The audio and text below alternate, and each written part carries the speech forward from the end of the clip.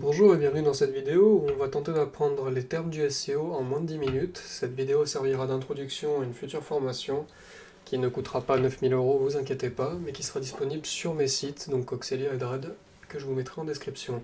Donc les termes parents, ce sont les premiers qu'on va apprendre parce qu'on va pas apprendre que le SEO, on va apprendre tout ce qui est l'optimisation des moteurs de recherche. Donc pour ce faire, on a 5 grandes catégories. Ça va être le SEO, donc tout ce qui va être référencement naturel. Ça va être aller chercher de la sémantique, aller un agencement du site, le maillage interne, tout un tas de choses qu'on va définir après. Ensuite, on aura le SIA qui va être le référencement payant, donc ça va être Google Ads, les pubs sur YouTube, les pubs dans Gmail et compagnie. Le SMO et le SMM qui sont dédiés à la même chose que pour le SEO et le SIA, mais aux réseaux sociaux. Et le GEO ou AEO selon les termes, selon la personne qui l'emploie, ce qui est la même chose. C'est tout ce qui va être le référencement sur les moteurs génératifs, donc ChatGPT, les IA comme Claude et compagnie. Une fois qu'on sait ça, on va commencer à parler du SEO. Donc je vous ai noté tous les acronymes parce que c'est quand même le but de cette vidéo, c'est de comprendre un minimum tout ce qui passe, tous les termes, parce qu'il y en a un maximum et quand on n'a pas les informations, c'est relativement compliqué de tout suivre. Mais grâce à ça, vous saurez comment fonctionne ce petit monde-là. Donc le premier terme qu'on va voir, ça va être les Core Web Vitals. Donc c'est tout ce qui va être relatif aux performances de votre site. Et c'est très important dans le référencement parce que Google privilégiera toujours un site qui sera plus intuitif, plus accessible, plus rapide pour tout le monde, notamment sur téléphone. Donc pour ça, vous allez avoir plusieurs termes, pardon. Vous allez avoir le LCP et le FCP qui vont être Contentful Paint et First Contentful Paint. Donc ça va être le plus gros élément de votre site, qui est le temps qu'il va mettre à charger. En général, on va essayer d'aller taper dans les moins de 2 secondes pour que le site soit optimal. Et le FCP, du coup, c'est le premier. C'est le premier élément qui va s'afficher sur votre page web. Ensuite, vous allez avoir le FID, ça va être le First Input Delay. C'est le temps que la page va mettre à répondre à la première interaction, donc un clic, un mouvement de souris, compagnie. Ensuite, on va avoir l'INP, c'est l'Interaction to Next Paint. C'est la mesure globale de la réactivité du site, donc quand on va se balader sur votre site et compagnie. Google va essayer ça, vous avez un outil magnifique qui s'appelle pagespeed.web.dev qui a été développé par Google pour pouvoir tester tout ça sur téléphone et sur ordi. Ça vous donne des métriques qui sont quand même assez sympas. Vous allez avoir le CLS, Cumulative Layout Shift, stabilité visuelle du contenu. En gros, ça va être de faire en sorte que les images soient bien affichées. Ça va être l'optimisation, donc les lazy loading, les chargements différés et compagnie. Voilà, donc c'est tout pour celui-là. On va avoir le TTFB, Time to First Byte. En gros, c'est le premier octet du serveur qui va répondre. On regarde le temps que ça va mettre pour savoir si la réponse du serveur peut poser un problème ou pas, et que c'est pas nécessairement le site. Et on va voir le TTI, c'est le Time to Interactive. Donc c'est le temps pour que la page devienne entièrement interactive. En gros, qu'elle soit chargée complètement, que tous les contenus soient là. Ensuite, on va avoir tout ce qui va être les outils Engine Tools, c'est comme ça que je les ai appelés, mais ça va être les outils développés par Google pour vous aider. Donc on va avoir Google Discover.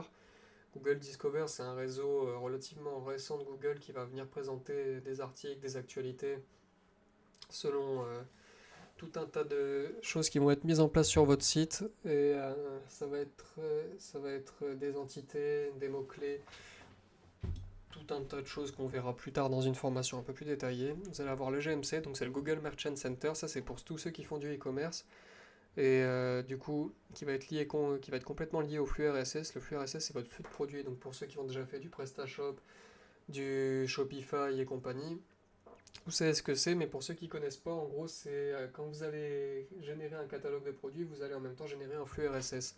En général sous WordPress et compagnie ça se fait sous forme de modules, mais c'est un petit fichier XML qui liste tous vos produits avec le lien vers l'image, la taille, toutes les petites options configurables sur ce même produit. Et Google Merchant Center va venir récupérer ça et vous dire si oui ou non ça peut apparaître dans les comment ça s'appelle dans les Google Shopping tout simplement. Ensuite, on va avoir les sitemap.xml et robots.txt. Ça, c'est vraiment les deux fichiers de base de n'importe quel site. Sitemap.xml, c'est vraiment pour indiquer au robot de Google comment est structuré le site, les pages, dans quel ordre elles sont. Vous pouvez avoir plusieurs sitemaps.xml par site. Par exemple, sur le mien, j'ai le sitemap.xml principal, donc qui va être un sitemap index, qui va lister ceux du blog avec tous les articles, celui des services et de leurs détails. On va avoir plusieurs choses comme ça.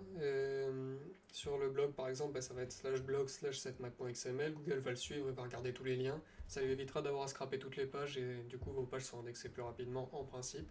Le robots.txt, ça va être les règles relatives au crawl de votre page. Le crawl de votre page, le, la découverte de la page par Google. En gros, il va commencer à regarder un peu tout le contenu, commencer à agencer, vérifier si c'est pas dupliqué et compagnie. Et le robots.txt, c'est celui qui nous permet d'établir les règles de crawl. Donc, il va se référer à ça en tout premier lieu sur votre site. Et c'est ce qui va permettre de lui dire de ne pas aller à tel ou tel endroit, notamment par exemple sur une page admin ou sur des plugins WordPress spécifiques qui n'ont pas besoin d'apparaître sur Google. Plein de choses comme ça qui peuvent servir. Donc c'est plutôt pratique à mettre en place. Ensuite, on va avoir le JSON-LD et les schémas.org. Donc le JSON-LD et les schémas.org, ça va être des données structurées que Google va attendre de votre site pour pouvoir pour pouvoir structurer les résultats. Donc, je vais sortir de la diapositive pendant 30 secondes pour vous montrer un peu à quoi ça peut ressembler. Mais par exemple, grâce à un JSON-LD, vous pouvez obtenir un résultat comme ça. Voilà, vous avez tous les petits liens qui apparaissent dans la SERP juste en dessous. Ça va être grâce au JSON-LD qu'on va pouvoir les mettre en place. On peut faire énormément de choses avec ces petits dossiers. Par exemple, pour les blogs, les sites de recettes, pardon, on peut apparaître au-dessus des résultats de Google sans avoir fait du SEO énorme, juste grâce à un JSON-LD et avec les recettes appliquées. Et pour tout ce qui va être structure des schémas.org, on va pouvoir le trouver sur le site schéma.org, comme son nom l'indique. Et vous allez pouvoir aller chercher dans le schéma tout ce que vous voulez, donc les méta, vous avez des schémas.org spécifiques aux recettes, vous en avez pour les organisations, pour pour les business locaux, pardon, pour tout un tas de choses. C'est quand même assez sympa. Donc pour en revenir à notre diapositive. Ensuite, après ça, vous allez avoir l'EAT. En gros, c'est Experience, Expertise, Authoritativeness and Trustworthiness. Oula, j'ai écorché le mot, on va arrêter de le répéter. Ce sont les critères de qualité du contenu selon Google qui publient en règle générale sur leur documentation pour les nouvelles mises à jour. Quand vous voulez bosser dans ce métier, c'est quand même extrêmement important d'avoir fait un minimum de veille sur le sujet. Ça vous permet d'être en avance par rapport aux autres et du coup d'avoir quelque chose de plus à offrir. Ensuite, on va avoir la SERP et les People Also Ask. En gros, SERP, c'est Search Engine Results Page. En gros, c'est quand vous allez taper une requête, je sais pas, par exemple, recette de cuisine, ça va être les résultats qui vont s'afficher sur Google. C'est ni plus ni moins que ça. Les PAA, c'est les People Also Ask. En gros, ça va être quand vous allez taper quelque chose sur Google, vous allez souvent avoir des questions qui vont venir avec, par exemple, comment installer Linux. Vous allez voir, voilà, les People Also Ask qui vont se trouver juste là. Ça va être les FAQ, les petites questions qui vont apparaître comme ça. Et en fait, sur notre site, on peut aller manipuler un peu le contenu, la manière dont il est agencé pour apparaître dans ces questions-là. Ça va être avec des summaries et des details, pardon. On va pouvoir, avec les schémas.org aussi, faire ce qu'on appelle des accepted answers. En gros, on va poser une question et mettre comme réponse acceptée celle-ci si jamais on doit apparaître là-dedans. Hop, on va revenir aux diapositives. CTRL F5, SEO. Ensuite, vous allez avoir trois gros termes en réalité. Il va y avoir on-page, off-page et technique. Technique, c'est quand même pas mal sur le on-page que c'est axé. Sur le on-page, vous allez avoir pas mal de choses, dont certaines que j'ai citées juste avant. Mais vous allez avoir plusieurs choses. Donc, notamment, on va avoir l'AMP, qui va être le Accelerated Mobile Page. Et en gros, c'est le fait d'avoir un format plus léger sur mobile exprès fait complètement différemment. Enfin, ça va être complètement différent de ce qui va être affiché sur desktop pour que ce soit fait pour un mobile pour aller chercher au plus vite le résultat parce que c'est pas du tout la même expérience de navigation. Ensuite, on va avoir les alt, en gros, c'est les descriptions alternatives des images que Google va prendre en compte pour savoir à quoi elles renvoient. Les balises méta, ça va être tout un tas de balises qui vont venir dans l'entête de votre page de code. Pour ceux qui font du no-code, vous avez sur WordPress et compagnie de quoi les configurer. mais vous allez en avoir plusieurs. Vous allez avoir la meta title, donc c'est le titre qui va s'afficher sur les résultats de recherche, la description qui apparaîtra juste en dessous, vous allez avoir les keywords, vous pouvez avoir tout un tas de choses, vous avez les méta aussi, Open Graph et Twitter pour la manière dont vos pages vont apparaître sur les réseaux sociaux, quelle image on va afficher, quel titre, quelle description, plusieurs choses. Vous allez aussi avoir le canonical tag, en gros c'est... Parfois vous allez avoir plusieurs versions d'une même page qui vont servir pour les utilisateurs mais pas pour Google. Et le fait d'avoir un URL canonique, ça va dire à Google que cette page, que ce lien-là, c'est le lien de la page de base. Donc c'est celle-là qu'on doit afficher sur Google par défaut. Et on n'a pas besoin d'afficher ces variantes. Les variantes, elles sont vraiment pour les utilisateurs et ça évitera que vous passiez pour contenu dupliqué et donc que vous soyez pénalisé. On va avoir quand même pas mal d'autres choses aussi qui vont jouer sur la sémantique, le maillage interne, beaucoup de choses. On verra ça dans l'information. Pour ce qui est du off-page, en gros, c'est tout ce qui va être externe à votre site, donc qui n'est pas dépendant du code à proprement parler. Donc vous allez avoir le crawl budget, en gros, c'est la capacité à Google d'afficher les pages de votre site. Et ça, en principe, je suis pas très calé sur le sujet, mais pour avoir plus de budget, j'imagine qu'il faut avoir plus d'autorité du site. Et plus on va en avoir, plus Google va avoir envie d'afficher nos pages parce que ce seront des bons résultats pour les utilisateurs, mais je veux pas vous envoyer des fausses informations, dans une fausse direction sur un sujet que je ne maîtrise pas. Donc on verra ça plus tard.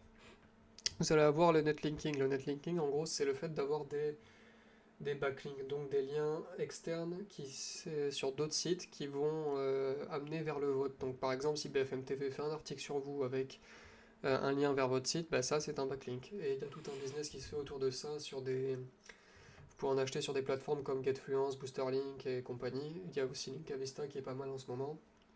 Il y a tout un tas de plateformes différentes avec des accompagnements différents. Et en gros, il y a quand même pas mal de choses à prendre en compte dans ce monde-là. Donc le netlinking, ça va pas juste être acheter du lien et puis terminer, ça va être rédiger des articles qui vont ranker. Ça va être faire du relinking, donc pas citer directement votre site, mais citer un article qui vous cite à vous pour faire un tunnel. Vous pourrez aussi, ce qu'on va voir plus tard dans la vidéo, faire des articles exprès en anglais pour les IA.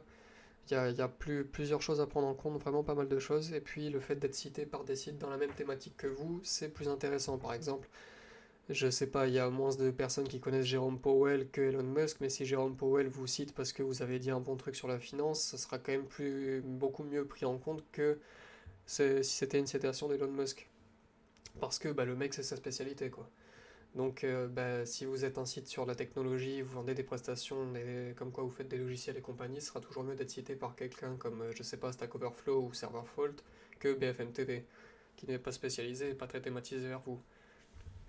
Et encore, Stack Overflow, c'est pas vraiment un bon exemple parce que c'est un forum tout-terrain, mais vous avez compris l'idée. Les doorway pages, alors ça va être des techniques de Black Hat SEO. En gros, c'est le fait de faire des pages bourrées de mots-clés et de les faire rediriger vers vous. Google va les scraper, va les faire rediriger vers vous et va faire comprendre, en gros, on va faire comprendre à Google très vite qu'il faut ranker. Mais c'est une mauvaise technique parce que Google déteste ça. C'est très vite cramé, mais bon, quand on a besoin de ranker très vite et qu'on n'a pas forcément besoin d'une durée de vie énorme, c'est très pratique.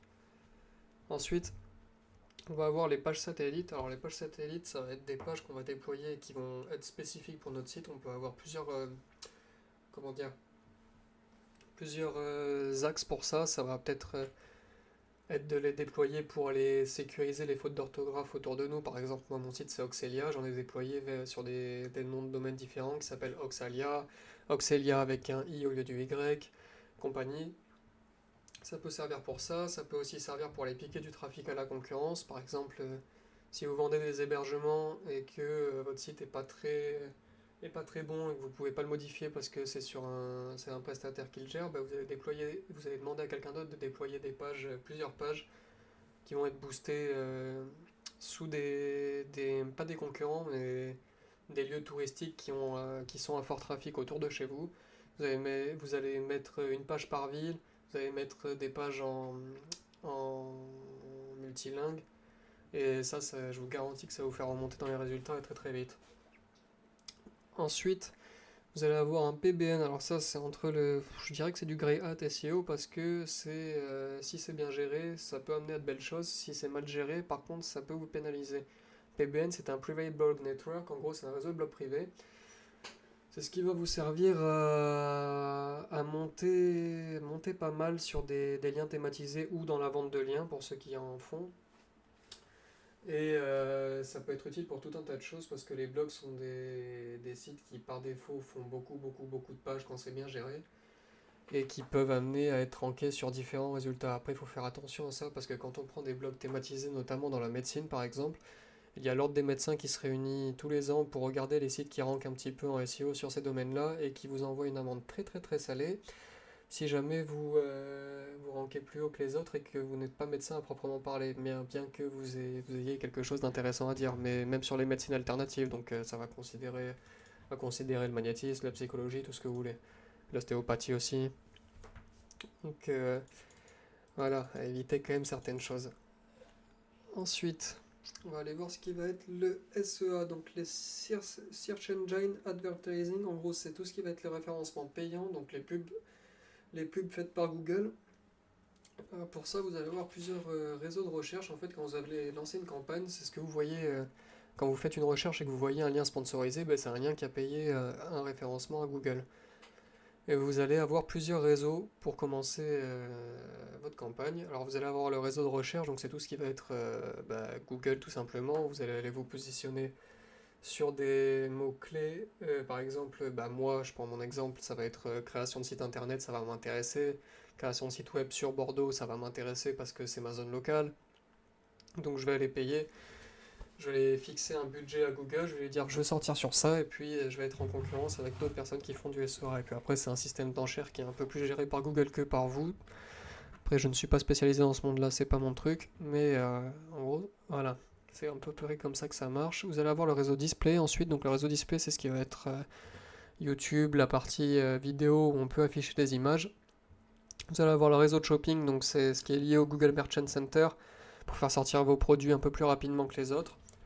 Vous allez avoir le réseau de YouTube, où j'ai oublié un E évidemment, mais ça va être un peu le même principe que le réseau display, sauf que là c'est vraiment spécifique à YouTube. Vous avez vos pubs, votre temps, je vais vous dire comment ça se configure, ça je ne sais pas, je ne suis pas spécialisé encore une fois. Et vous allez avoir le réseau de Performance Max, en gros c'est le réseau qui va utiliser absolument tout. En fait, chaque réseau peut être utile dans différentes choses. Par exemple, quand vous vendez quand Peugeot sort une nouvelle voiture, ils vont préférer aller dans le réseau display parce qu'ils auront leur pub de prête, leur vidéo de fête. Les visuels sont importants dans ce cas-là. Mais si vous êtes en réseau de recherche, moi par exemple, je crée des sites internet, j'ai pas besoin de payer des pubs sur YouTube et compagnie. Ça me sert à rien. Moi, j'ai juste besoin qu'on tombe sur mon site et qu'on prenne le contact le plus rapidement possible. Donc ça, après, c'est un travail de mon côté. Ensuite, on va avoir Discover, bon, on en a parlé tout à l'heure. On va avoir le réseau sur Maps et le réseau sur Gmail. Pareil, ça va être de vous faire monter sur le Google Maps, donc ça peut servir pour les restaurants, ça peut servir pour les coiffeurs, ça peut servir pour les esthéticiennes. Gmail, je sais, c'est pas le réseau le plus utilisé. En vrai, je sais pas si c'est d'une utilité extrême, je saurais pas vous dire. Je suis pas spécialisé encore une fois. Ensuite, on va avoir donc plusieurs mots, pardon, plusieurs acronymes qui vont revenir, qui sont quand même importants à connaître. Donc on va avoir le CPC, ça va être le CPM, pardon, ça va être le coût par mail. Ça veut dire en gros, vous allez payer à l'impression, donc notamment sur le réseau display, vous allez payer à chaque fois que 1000 personnes auront vu votre pub. Le CPC, ça va plus être par exemple sur le réseau de recherche, ça va être le coût par clic. En gros, vous pourrez apparaître autant de fois que vous voulez dans les résultats de recherche, vous n'allez pas payer, mais vous allez payer à chaque fois que quelqu'un va cliquer sur votre site. Et ensuite, vous allez avoir le CPA, ça va être le coût par acquisition, et ça, c'était le coût moyen pour obtenir une conversion. C'est pas vraiment un paiement, une méthode de paiement de Google, c'est plus une métrique pour vous baser vos calculs, améliorer vos campagnes à l'avenir. Ensuite, on va avoir le CTR. Alors, c'est pas vraiment spécifique au SEA, ça rentre très bien dans le SEO aussi. Ça va être le click-through rate. En gros, c'est le pourcentage de clics sur une annonce, mais ça, c'est dans le cadre du SEA, mais ça peut être le pourcentage de clics sur votre site ou sur un URL clé. Par exemple, le fait de taper, je sais pas, développeur web Bordeaux et de me trouver moi, ça va faire comprendre, enfin, de cliquer sur moi, ça va faire comprendre à Google que je suis un meilleur résultat que les autres pour cette requête. Et plus on va cliquer sur moi, plus je vais remonter dans les résultats. Et si on clique tout le temps sur moi, ben, je serai premier tout le temps. C'est pas plus compliqué que ça. C'est pour ça qu'il existe pas mal de méthodes un peu alternatives pour manipuler tout ça, mais qui sont à vos risques et périls. Ensuite, on va voir le QS, donc c'est le Quality Score, c'est pareil, ça va être une métrique, en gros c'est un indice de qualité de vos annonces Google Ads, et ça c'est pour ça que c'est important de prendre quelqu'un qui gère bien les ads Google, qui sait comment agencer les choses, comment faire parler aux clients, quelle landing page on va mettre pour quel produit. Par exemple, je vous donne un exemple à la con, mais là récemment il y a Amazon qui a fait une campagne Google Ads pour surplomber MongoDB. En gros, ils se faisaient passer pour eux sur la landing page, ils mettaient le bon titre, enfin un titre comme quoi ils étaient MongoDB et compagnie, et puis t'atterrissais sur Amazon et en fait tu devais aller chercher leur offre à eux, quoi. Donc t'as plusieurs choses que tu peux faire à ce niveau-là. Ensuite, on va voir le Return on Ad Spend, donc le ROAS ou ROAS, je sais pas comment on le prononce en anglais. Ça va être la rentabilité d'une campagne publicitaire. Encore une fois, c'est une métrique. Et là, c'est tout plein de choses que vous allez calculer vous derrière, ou en tout cas c'est lui qui s'occupe de ça, pour vous donner les retours sur investissement en gros. Hop. Donc maintenant, on va passer au SMO et au SMM, donc c'est le social media marketing, donc c'est tout ce qui va être Twitter, TikTok, Instagram et compagnie. Et vous allez avoir plusieurs termes. Donc ça va y avoir l'UGC. L'UGC c'est User Generated Content. En gros c'est quand vous n'allez pas forcément aller chercher des influenceurs pour aller faire votre pub, mais juste des utilisateurs normaux.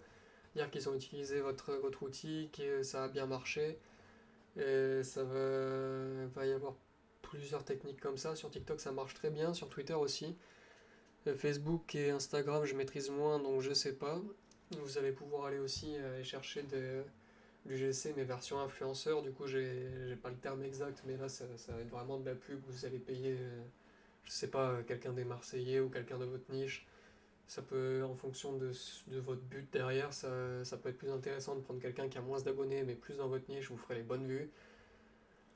Ou de prendre quelqu'un de grand public si, par exemple, vous êtes en e-commerce et vous voulez vendre, je sais pas, des strings. Bon, c'est pas mon problème. Ensuite, vous allez avoir l'affiliation. Donc, l'affiliation, ça va être tout ce qui va être rentabilité. Donc là, c'est vous qui allez proposer du CPC ou du CPM pour des utilisateurs qui vont être affiliés à vous. Et en gros, à chaque fois qu'ils vous ramèneront des clients ou à chaque fois qu'il y aura eu un clic, vous allez leur verser une certaine somme. Vous pourrez leur dire, je sais pas, 10 centimes par clic et compagnie. Et comme l'a dit un mec sur une vidéo que j'ai vue il y a pas longtemps, l'avantage dans l'affiliation, c'est de faire comprendre aux utilisateurs qui vont faire votre pub que leur seule valeur en tant qu'être humain sur les réseaux sociaux, c'est de faire comprendre aux algorithmes que ce sont des humains et pas des bots. C'est tout. Ni plus ni moins. Et pour ça, vous allez avoir encore plein de méthodes dans l'affiliation. Donc il y avait le CPC et le CPM, il y avait le RevShare aussi. Je sais pas exactement ce que c'est, mais vous pourrez regarder une vidéo là-dessus. Ensuite, on va avoir le reach. En gros, le reach, ça va être le nombre total de personnes ayant vu un contenu. En gros, l'audience totale que vous avez touché. Enfin, touché, façon de parler, qui a juste vu votre produit. Ensuite, on va avoir l'engagement rate. En gros, ça va être le taux d'interaction, donc les likes, les partages, les commentaires, tout ce qui va venir interagir avec votre campagne TikTok, Instagram, Meta Ads, tout ce que vous voulez.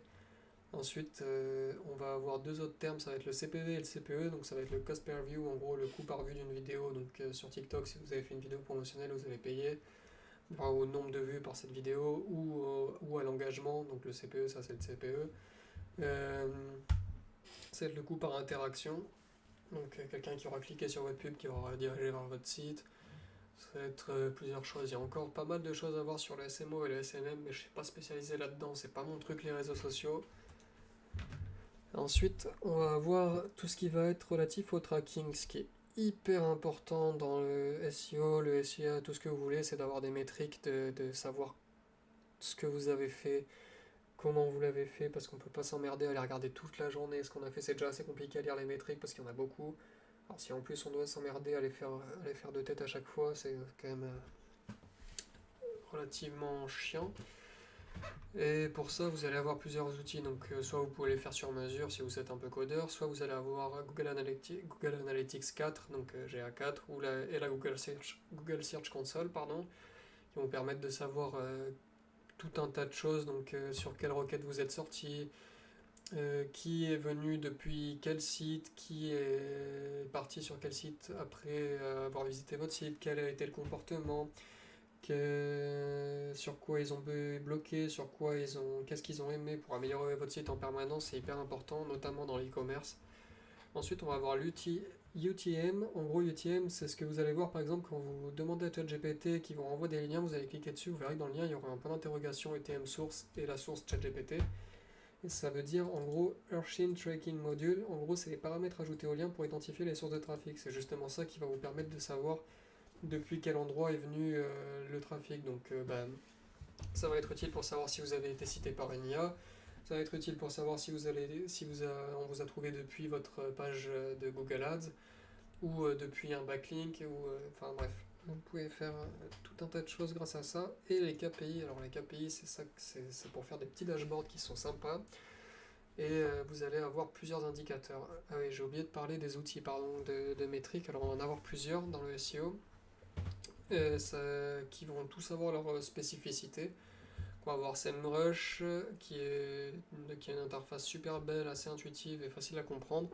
Globalement, il n'y a pas de préférence à avoir, c'est juste en fonction de ce que vous recherchez au moment clé que vous allez utiliser plutôt l'un ou l'autre. Par contre, les abonnements sont quand même à 100 balles par mois, donc c'est un petit coût à prendre en compte. Mais vous allez avoir, SEMrush qui va essayer de lister un petit peu tout. Vous allez avoir Ahref qui va être important pour le DR, donc le domain rating. Et ça me fait penser que j'ai oublié de parler de ça. Donc, avant de continuer sur les outils, on va avoir plusieurs autres termes en SEO. Ça va être l'EDR, donc le domain rating. C'est une métrique faite par Ahref pour noter votre domaine en fonction de toute leur base de données à eux de domaine. Et c'est une métrique qui se fait par rapport aux liens entrant sur votre site, la qualité des liens, la quantité. Il y a plusieurs choses prises en compte et en gros, c'est une moyenne par rapport à leur base de données à eux qui est quand même énorme. Ensuite, on va avoir Majestic qui, eux, auront leurs métriques aussi personnelles, qui vont les deux principales qu'on retient, ça va être le TF, donc le Trust Flow, et le CF, le Citation Flow. TF, le Trust Flow, en gros, c'est par rapport à la base de données de Majestic cette fois-ci, ils vont vous donner une note globale en fonction du profil de lien que vous avez. Donc ça va pas être la quantité, mais plutôt la qualité. Donc en fonction des sites qui vous ont cités, s'ils sont plus ou moins bien vus par Majestic, vous allez avoir une meilleure note de TrustFlow. C'est pas plus compliqué que ça. Il y a des techniques pour faire augmenter ça, mais on verra ça plus tard dans la formation. Moz, c'est celui qu'on va utiliser, qu'on va privilégier, ou SEMrush d'ailleurs pour la DA, donc la Domain Authority. C'est encore une autre métrique qui prend d'autres paramètres en compte et c'est important de le savoir. Vous allez aussi avoir le page rating et le page authority. Donc ça, c'est deux métriques qui sont spécifiques soit à Ahref, soit à Moz et SEMrush. C'est l'autorité d'une page clé parce qu'en général, c'est votre page d'accueil qui est la meilleure, mais des fois, vous allez avoir des pages qui vont avoir une certaine autorité sur un site clé. Je vais prendre l'exemple d'Apple, par exemple. Ils ont tout intérêt à avoir des pages qui ont une grande autorité quand on recherche une nouvelle tablette ou un nouveau téléphone pour remonter le plus possible. Voilà, donc une fois maintenant que c'est fait, que je me suis rattrapé sur mon retard, on va pouvoir parler des KPI. Donc les KPI, ça va être tout ce qui va être... alors c'était quoi le terme déjà que ça me revienne en tête? Ça va être Key Performance Indicator. En gros, ça va être l'indicateur de clé de performance. Et pour ça, on va en avoir plusieurs. Donc on va avoir le CAC, ça va être le Customer Acquisition Cost. En gros, c'est le coût d'acquisition d'un client. Ça, vous allez le calculer en fonction, ça va être une moyenne. Par exemple, vous prenez un an que vous faites une campagne Google Ads, prenez le nombre de clients qui sont venus sur Google Ads, enfin via Google Ads sur votre site, et vous divisez le prix que vous avez payé par le nombre de clients, et vous aurez le CAC sur un an. Voilà, donc ensuite on va avoir la CLV ou LTV, donc c'est la Lifetime Value d'un client. En gros, c'est la valeur totale générée par un client sur une durée donnée. Vous allez faire une moyenne du temps que votre client reste sur votre outil, donc ça c'est un truc à faire après un certain temps de mise en production de l'outil. Mais je dis une connerie, vous avez un SaaS, donc un Software as a Service, qui donne un certain service avec un système d'abonnement mensuel. Vous êtes là depuis 10 ans, et en gros, vos clients, on va dire qu'ils ont une durée de vie de 4 ans, et puis après ils arrêtent parce qu'ils n'en ont plus l'utilité. Vous allez prendre cette durée de vie. Vous allez voir combien il vous a rapporté en abonnement mensuel et vous allez faire une moyenne en gros comme ça sur tous vos clients. La moyenne va prendre en compte le prix que vous rapporte un client sur la durée de vie moyenne. Et vous allez voir du coup sur quoi vous basez, comment augmenter ce chiffre d'une manière ou d'une autre. Vous allez tester des trucs, notamment avec un principe clé qui s'appelle le A/B testing, qui va tout simplement être présent pour donner aux utilisateurs, à 50% des utilisateurs, une version de votre site et à 50% une autre version, ou ça peut être, sans être une version totale du site, juste une fonctionnalité, pour savoir laquelle a suscité le plus d'engagement et laquelle a rapporté le plus derrière, de laquelle on a le plus parlé. Bref, en fait, il faut faire des métriques sur tout et n'importe quoi quand on veut faire bien les choses. Ensuite, vous allez avoir le churn. Donc le churn, c'est le taux de clients perdus sur une période donnée. Donc ça va être pareil, mais ça va être les calculs inverses. En gros, le nombre de clients que vous perdez sur un an. Faites une moyenne sur 10 ans, vous verrez que chaque année, vous avez perdu un certain nombre de clients. Vous allez essayer de voir pourquoi. Donc ça peut être important d'implémenter sur votre site des fonctionnalités comme, par exemple, la raison de départ quand quelqu'un supprime son compte, le forcer à mettre une raison. D'ailleurs, sur cette raison, on va mettre plusieurs catégories où on va lui laisser un choix libre pour pouvoir trier, classer et pouvoir ensuite améliorer. Il n'y a pas que ça, il y a beaucoup d'autres choses, mais je vous dis ce qui me vient en tête, parce que j'ai pas préparé de script avant la vidéo. Ensuite, on va avoir le retour sur investissement. Donc ça, c'est le lieu de tout business, hein. C'est pas plus compliqué que ça, mais ça, on l'utilise enfin, on parle de ce terme-là, en tout cas, dans le but de cette vidéo, pour la rentabilité d'une campagne. Donc c'est ce qui va prendre en compte la CAC, la CLV, le prix donné sur la campagne Google Ads ou toute autre campagne d'ailleurs.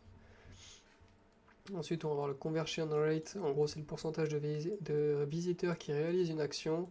Donc ça, c'est le taux de conversion en gros, hein. C'est par exemple quand vous déployez une landing page avec un calculateur. Je pense à un site que j'ai fait enfin une landing page que j'ai fait pour un nutritionniste il y a de ça 2 jours. Il faut faire en sorte sur les landing pages de pousser au maximum l'utilisateur à l'action. Donc ça va être créer des visuels qui sont dédiés à la landing page en question.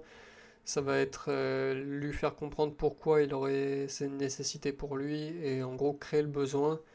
Ça va être tout un tas de choses qu'on va devoir prendre en compte et dont on va devoir discuter parce qu'on dirait pas une landing page c'est qu'une page mais ça demande un gros travail derrière, même plus qu'un site vitrine. Et c'est tout un tas de choses sur lesquelles il faut réfléchir.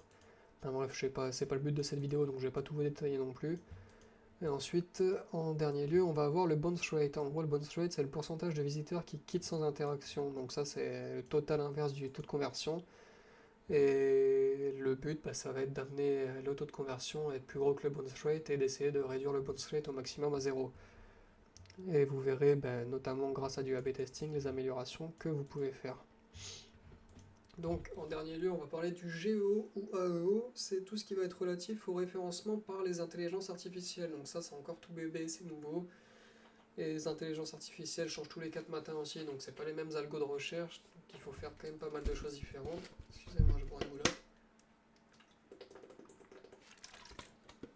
Et mais on a quand même quelques techniques qui sont déjà mises en place par nos chers experts du référencement. Donc en premier lieu, on va aller chercher ce qu'est le SGE, donc c'est la Search Generative Experience, donc l'expérience de recherche enrichie par l'IA.